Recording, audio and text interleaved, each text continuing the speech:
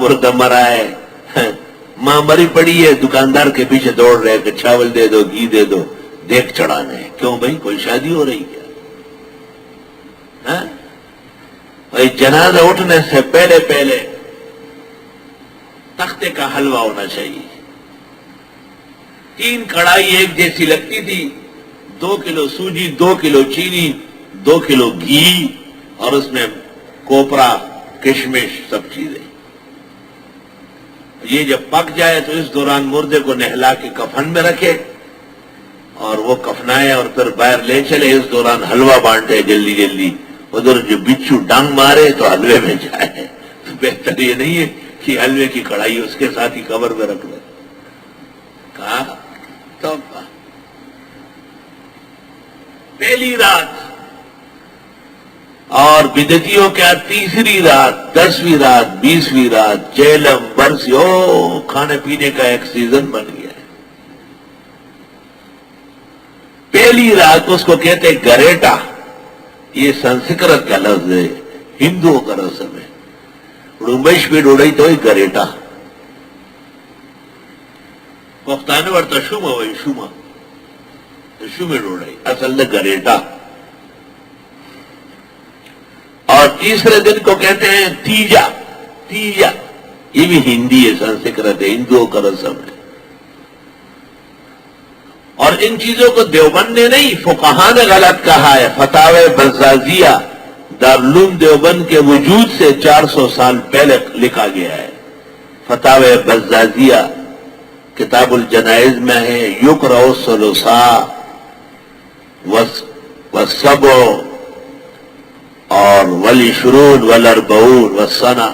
یہ پہلی رات، تیسری، 7ویں، 10ویں، 20ویں، یہ تقریباً اس کے قریب قریب عبارتیں ہوگی، اوپر نیچے ہو سکتی ہے. لیکن یہ طے شدہ ہے کہ فتاوی بزازیہ میں مردے کے ان رسوم پر اعتراض کیا گیا ہے اور اسے خلاف سنت کہا ہے. فریق مخالف اس کے حق میں ہے کیونکہ وہ سنت کے مقابلے میں ایک پارٹی ہے. دعویٰ اہل سنت والجماعت کا ہے، کار شیطان می کنی نامت ولی، گر ولی ای ہست لانت بر ولی. کام سارا الٹا ہو رہا ہے، دشمنوں کا ہو رہا ہے. اور کہتے ہیں ہم اہل سنت والجماعت ہے. از درو شو آشنا وزبرو بیگانہ شو، اور این چنی زیبارہ وش کم تر بوت اندر جہاں. ایاک نعبد و ایاک نستعین، ہم آپ ہی کی عبادت کرتے ہیں اور آپ ہی سے مدد مانگتے ہیں. اس میں یہ اشارہ بھی ہے کہ اللہ کی مدد نصیب ہوگی جو عبادت میں خلوص ہوگا. اور یہ بھی اشارہ ہے کہ اللہ کی عبادت مخلصہ کا مطلب یہ ہے کہ اس کے علاوہ کسی اور سے نہ مانگا جائے. عبادت 2 مثالیں دیتا ہوں. ایک مثال یہ ہے کہ دیکھو یہ جو شب معراج ہے، یہ لوگ کہتے ہیں کہ 27 رجب ہے، لیکن اہل سنت والجماعت کی معتبر تفسیر روح المعانی میں رجب کا ذکر نہیں ہے. کوئی اور مہینے ہیں، رجب نہیں ہے. ان میں رجب کے اندر معراج کا ہونا ضعیف ترین قول ہے، جیسے 12 ربیع الاول میلاد کا ہونا ضعیف ترین قول ہے.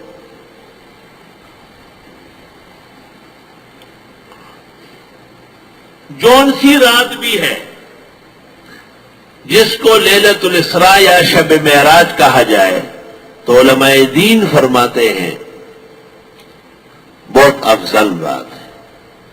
اور بڑی بڑی راتوں کا نام لیا گیا کہ ان سے بھی افضل ہے. لیکن یہ وضاحت کی گئی ہے کہ ان التعبد فیہ لیس بمشروع، اس رات کی کوئی خاص عبادت نہیں ہے. اللہ اکبر. پتہ چلا کہ عبادت اپنے طور پہ نہیں ہو سکتی، عبادت شریعت کی رہنمائی سے ہوتی ہے. دوسری مثال یہ ہے کہ ایک طبقہ علماء نے کہا کہ شب برات 15ویں شعبان کوئی رات نہیں ہے، اور اس رات کی جملہ روایات اور احادیث موضوع ضعیف کمزور ہے. آج کل اس روایت کو بعض لوگ اڑا رہے ہیں. دوسرا قول یہ ہے کہ نہیں، شب برات برحق ہے. اور سنن ابن ماجہ کی حدیث اذا کانت لیلۃ النصف من شعبان فقوموا لیلہا وصوموا نہارہا، جب شعبان کی 15ویں رات آ جائے تو رات بھر عبادت کر لو، دن کو روزہ رکھ لو. یہ نجم الدین غیثی نے اور علی القاری نے اور ابن حجر حیثمی و مکی نے اور شیخ زائد الکوثری نے اور امام الاثر مولانا انور شاہ نے شرح ترمذی میں تسلیم کیا ہے کہ یہ رات ہے. لیکن شیخ زائد الکوثری نے مقالات میں اس پر علماء کا اتفاق نقل کیا ہے کہ اس رات کو کوئی مخصوص سورت پڑھنا یا مخصوص نفل پڑھنا یا مخصوص دعائیں کرنا یہ ثابت نہیں ہے، بلکہ منکرات اور بدعات میں سے ہے. ایاک نعبد، خدایا ہم آپ ہی کی عبادت کرتے ہیں.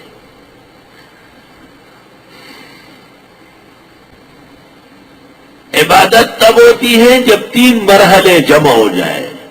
خوف سزا دے سکتا ہے، رجا راضی ہو جائے تو بھلا کر دے گا، محبت یار خدا خدا ہے، اس جیسا کون ہے، لا الہ الا اللہ.